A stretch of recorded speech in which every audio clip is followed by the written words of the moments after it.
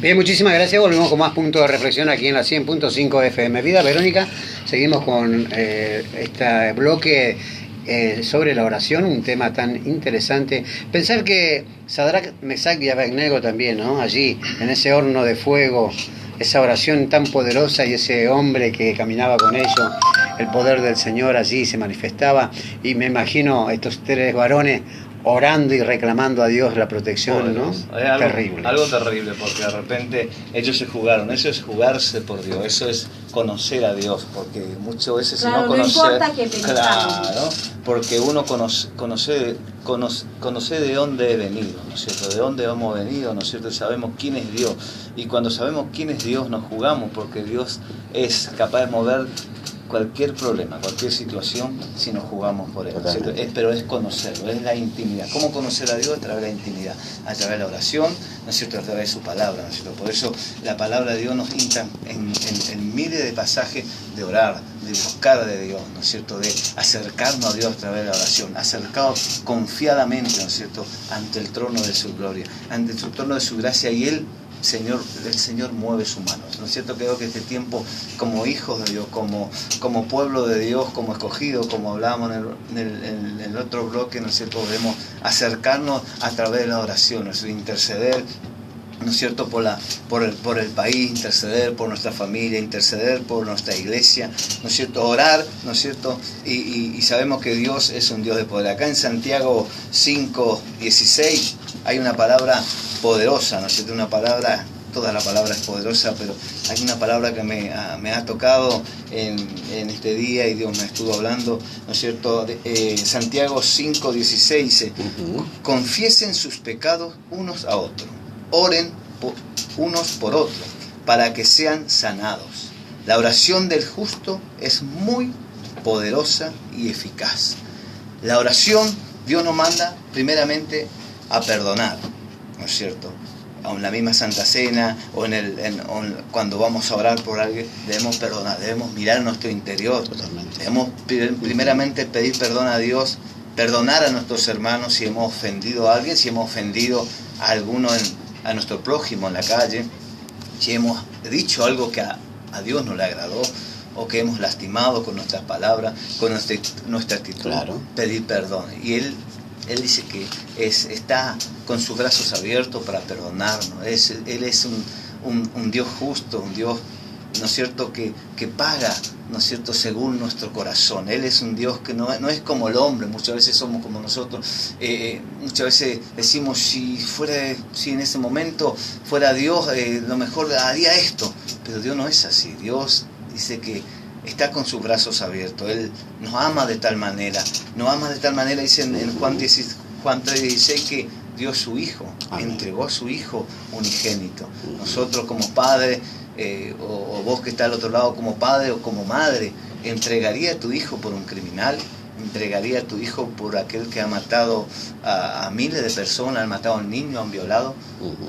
Dios Padre entregó su Hijo por el pecador, entregó su Hijo por nosotros, por nuestro pecado, porque estábamos muertos, dice la Biblia, en delitos y pecados, ¿no es cierto? Por eso debemos acercarnos y perdonar. Si Él nos perdonó, nosotros debemos perdonar a nuestros hermanos. Entonces dice que la oración del justo puede mucho, ¿no es cierto? La oración del justo, ¿no es cierto? Aquel justo es el que se pone delante de Dios, que al levantarse a la mañana su espejo es Jesucristo, su espejo es el Espíritu, y dice, Señor, aquí está mi vida, acá está mi corazón, acá está mi mente, acá está mi corazón, mi voluntad, mis pasiones.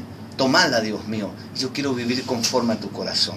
Cada día orar para que Dios nos guíe en cada cosa que hagamos, en nuestra familia, en nuestro trabajo, en nuestro matrimonio, como líder, como pastor, como obrero de su mies, ¿no es cierto? Por eso la Biblia nos llama a ser justos, ¿no es cierto? Y la oración eficaz, ser eficaz cuando oramos, ser preciso, dice la Biblia, eficaz, algo que seamos directos, orar con eficacia.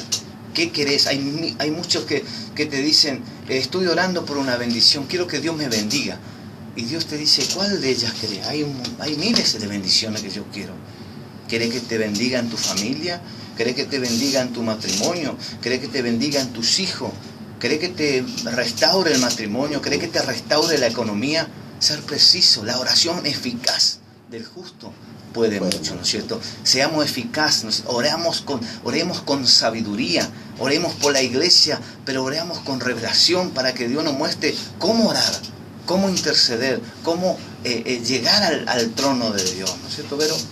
Amén, es así. A veces ignoramos o nos olvidamos que quien habita en nosotros, ¿no? Que es su Espíritu Santo, y lo naturalizamos, ¿no? Creemos que Dios puede participar de esas palabrotas, de esas reuniones fuera de la iglesia o de la vida que llevamos fuera de la iglesia, porque no siempre somos los que somos en la iglesia. Claro. En la iglesia, gloria a Dios, aleluya, y afuera cada cual haga la suya, ¿no?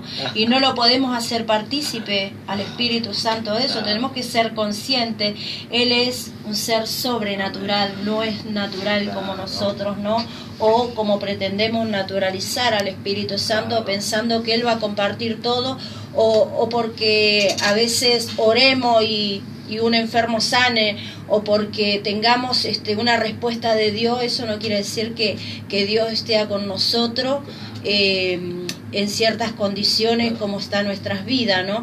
Así que realmente para tener respuesta a nuestras oraciones, primeramente debemos ir con un corazón constrito y humillado, sabiendo que cada vez que erramos al blanco, ¿no? Como dice la palabra, cada vez que pecamos o que hacemos algo indebido, que miramos mal a nuestro hermano, que hablamos mal o cualquier otra cosa, estamos contrictando primeramente el Espíritu Santo de Dios que está en nosotros, ¿no? Entonces nosotros, nuestro deber como hijos de Dios es alimentar al Espíritu Santo, ¿no? Con todas esas buenas obras que Dios puso para nosotros, ¿no? Con las buenas obras, ¿no? Con las buenas actitudes, ¿no? En obediencia y en reverencia, sabiendo que está Él con nosotros. Claro. No está el espíritu del mundo morando en un hijo de Dios. Y si así lo fuere, tenemos que desplazarlo en el nombre de Jesús. Empezar, dice, cada día ir a la cruz y morir cada día para que nuestras oraciones tengan respuesta, ¿no? Para que esa respuesta venga sobre nuestras vidas, sobre nuestra generación. Primeramente debemos tener ese paso principal, que es estar en la obediencia y buscar con reverencia y temor, ¿no? De la presencia de Dios cada día para nuestras vidas, porque es la única manera que vivimos cuando nos dejamos morir en Él. Amén. A mí también me toca muy lindo allí la palabra donde dice para que seamos sanados, ¿no? Orar los unos por los otros, confesados vuestros pecados, bueno, y dice para que seamos sanados. Qué importante es también reconocer que necesitamos sanidad en el corazón, sanidad en nuestra mente, y saber que si hemos lastimado a alguien allí en la iglesia, un vecino, un amigo, por supuesto, pedirle perdón, tratar de ser el mejor amigo y sobre todo hablarle de Jesucristo a aquellas personas que por ahí sin querer lastimaste y vos decís, bueno, esta persona no conoce del Señor, pero a la misma vez también soltar la palabra de Cristo sobre su vida. Qué importante es esto, reconocer. Ayer escuchaba a Lucas Márquez aquí en la 100.5 y hablaba que detrás de cada palabra de bendición también el enemigo quiere arrebatarla para que no llegue a tu vida, ¿no? Y me impresiona allí donde dice sobre la oración.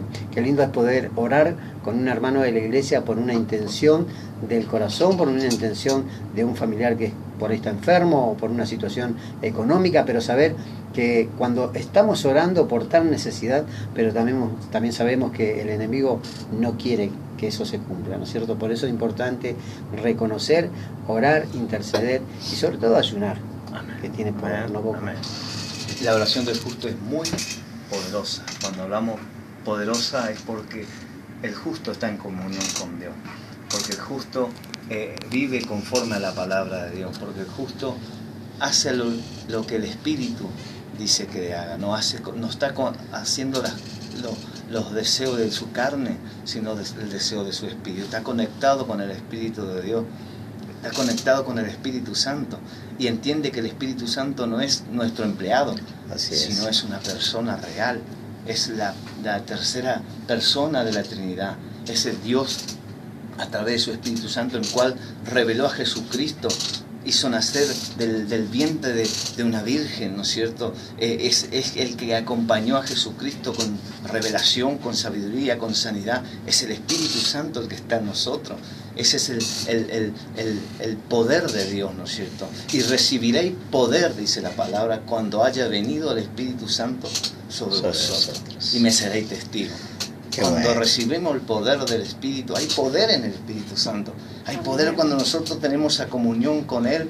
Hay poder cuando uno se llena de Él, cuando rebosa de Él, ¿no es cierto? Y de nuestros poros, es como un vaso cuando uno hace rebosar esa agua y sale, ¿no es cierto? Esas palabras, ese corazón está lleno de amor, ese corazón está lleno de palabras de fe, de esperanza, ese corazón está lleno de corazón de salvación para declarar a las naciones, ¿no es cierto? Me seréis testigo cuando hayan recibido el Espíritu Santo, cuando sean revestidos, dice ahí en una parte, revestidos del poder del Espíritu Santo.